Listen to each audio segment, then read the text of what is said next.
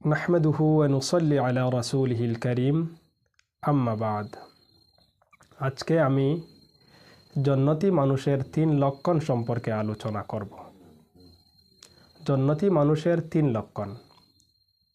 Number 1, অহংকার থেকে মুক্ত থাকা। নাম্বার 2, গনিমতের মাল আত্মসাৎ করা থেকে বিরত থাকা। নাম্বার 3, ঋণ থেকে মুক্ত থাকা। জামিউত তিরমিজি 1572 নম্বর হাদিস সুবহান রাদিয়াল্লাহু আনহু থেকে বর্ণিত। নবী করিম সাল্লাল্লাহু আলাইহি ওয়াসাল্লাম বলেছেন, মান মাতা ওয়া হুয়া বারিউম মিন সালাসিন আল কিবরি ওয়াল গুলুলি ওয়াদ দাইনি দাখালাল জান্নাহ।